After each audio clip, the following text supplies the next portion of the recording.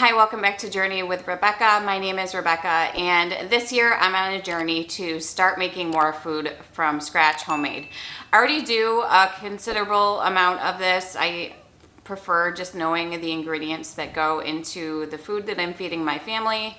I had big plans last year to do a lot more of that, and time got away from me, excuses got in the way, and I just failed at doing that. So this year I'm making a point to actually do that.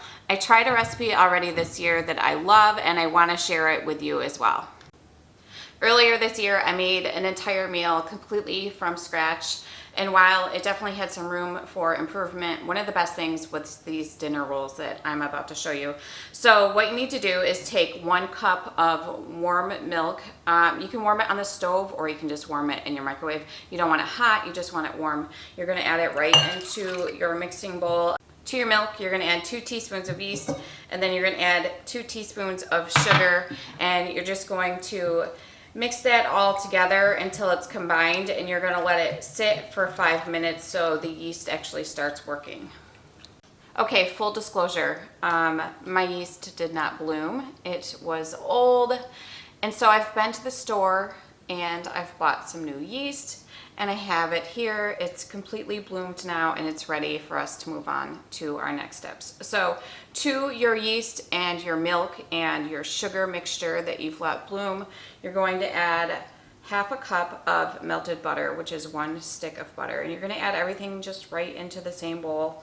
You're also going to add 1 egg, and then you're going to add 2 teaspoons of sugar and 1 teaspoon of salt, and you're just going to combine those and get them all mixed in together.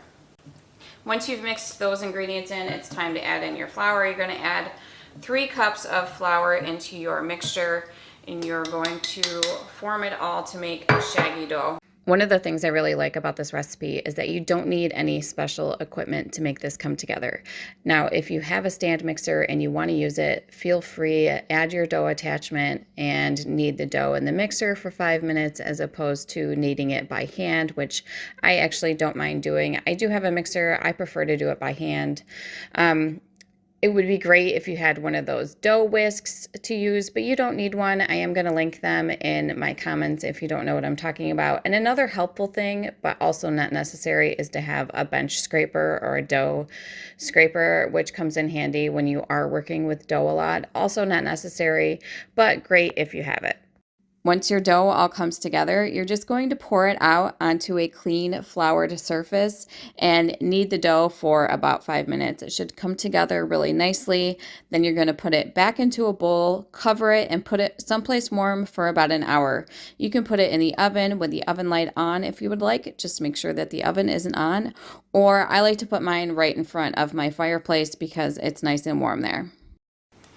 It's been an hour. Look how beautiful this rise is on this dough. Your next step is to cut the dough into 9 even balls. I like to weigh mine just so that they are all the same. You're going to put them into either an 8x8 or a 9x9 greased pan, depending upon what you have. Cover them again with a towel, and then they're going to go back for a second rise, only for half an hour. Once that's done, you're going to put it into a preheated 350-degree oven for anywhere from 25 to 30 minutes. I took the rolls out of the oven right at 30 minutes, and they were beautifully browned and golden and delicious, and the house smelled amazing. And what I like to do immediately after that is just take some butter and melt it over the tops of the rolls.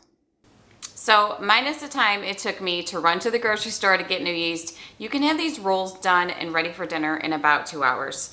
There's only 7 ingredients in these rolls, and just for giggles, I did pull out some rolls that I have in my freezer to check the ingredients list.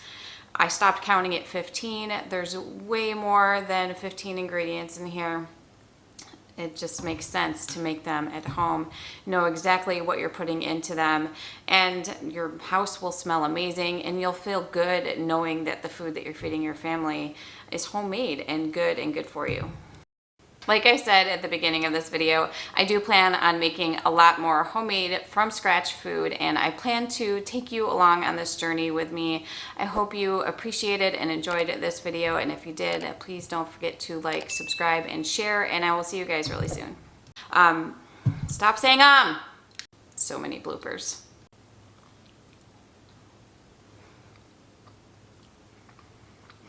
So good. So good.